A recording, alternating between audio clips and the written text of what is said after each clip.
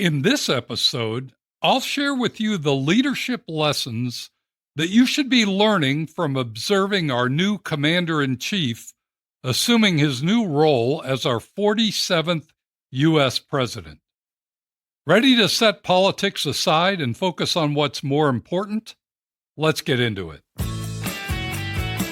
Welcome to Why Business Teams Fail and How to Avoid It, a show helping small business owners build a radically engaged team that can run the business without you so you can remove the stress from owning a business and enjoy the freedom you deserve.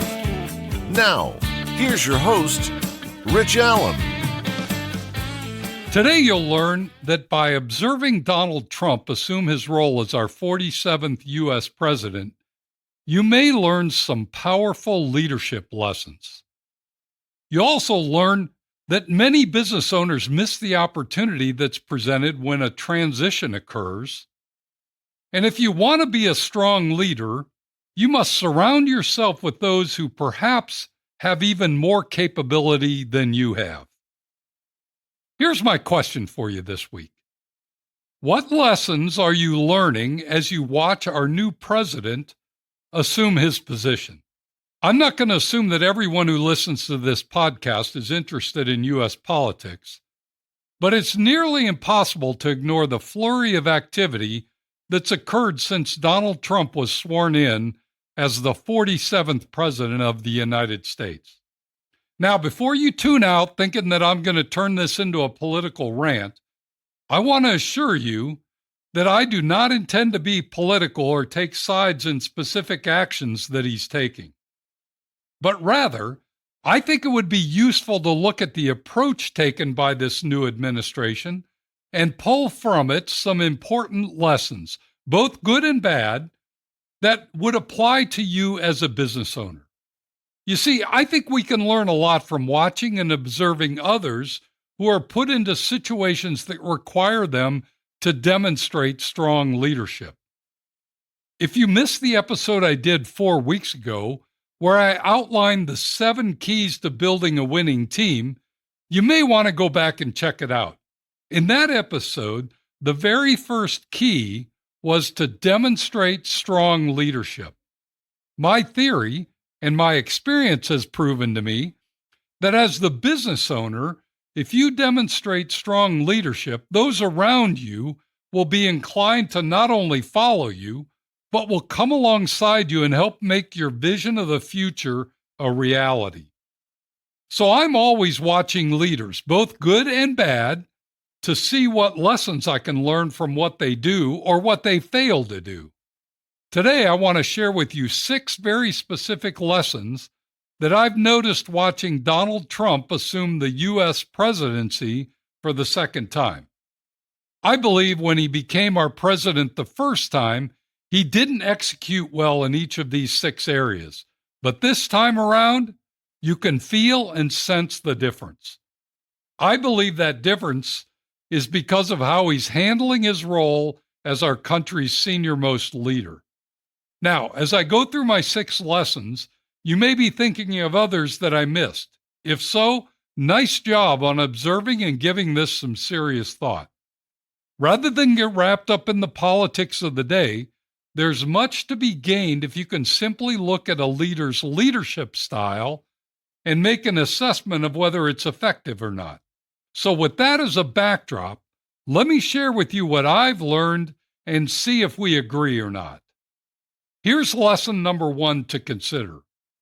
Never miss the opportunity to take advantage of a transition. Strong leaders know that they need to make the most of any significant transition period.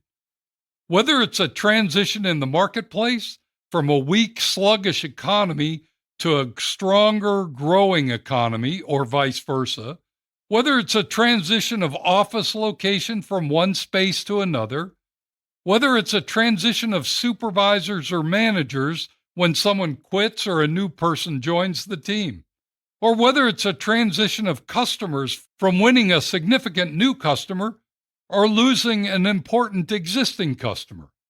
In any of these cases, there's a transition and a transition period. During this transition period, is when the most significant changes can and should be made. Strong leaders will anticipate the transition, prepare for the transition, and be ready to lead their team through the transition. This requires engaging in more communication, sharing your vision more frequently, and providing certainty to those who might see the transition as being scary or dangerous. When you see a transition coming ahead in your business, look at it as an opportunity to make some bold moves and double down on your mission, vision, and values. Your team will rally around you when you're faced with your next big transition moment. Here's lesson number 2 to consider. Listen to your target audience and give them what they want. As a business owner, you should constantly have your ear to the ground, listening for the wants, needs, and desires of your ideal customers. If you hear them express a want or a need loudly and clearly, you should do whatever it takes to give them what they want. In the world of politics, that means delivering on your campaign promises. And whether you agree with them or not, that's happening in a big way right now, which is what voters voted for. The lesson you and I should take from this is that we should be fully focused to and committed to delivering to our ideal customers what we promised them when we were trying to get them to become a customer. I know that sounds like a duh statement, but I've found that oftentimes businesses forget that they promised their customers something and they fall short of delivering on that promise. But strong leaders never forget. They maintain laser focus on their ideal customers and their needs and wants. Perhaps this is something you should revisit and re-energize in your business. Lesson number 3 to consider is to repeat your position frequently and stay on script. This is a very difficult thing for most people to do, to stay on message and avoid the traps and pitfalls of the whirlwind that's raging all around them. I'm quite certain you found yourself caught in this situation, where you want to stay on message, but you're pulled to the left and to the right to address minor issues that are happening in your business. But if you noticed what our new president is doing, he's restating his ultimate aim to return America to greatness again and again. He's including it in every talking point. He's sharing it every time he approaches a microphone. He's making sure even foreign leaders know what his primary mission and goal is. Is that true for you? When was the last time you shared with your team what your goal is for this year? When someone comes into a meeting in your business, are they reminded of what they're there to accomplish? Repeating the message again and again is the mark of a great leader, one who's laser focused on achieving the big goal. Don't assume everyone knows it. Remind them and remind them again. Soon they'll expect to hear it every time you step in front of the room. That's what I call success. Lesson number 4 to consider is surround yourself with very talented people. I've heard many people criticize the president for assembling a team of billionaires to help him run the country. Then I think about the size of the government and the scope of the challenges they face, and I think to myself, who better to manage this huge organization than a group of very talented business people? In fact, I've often found that business owners like to think of themselves as the smartest person in the room. It's what makes them feel like they're indeed important. But it's not the best way to run our country or your business. I don't want the president to be the smartest person in the room. I believe this is one of the biggest mistakes he made the first time around.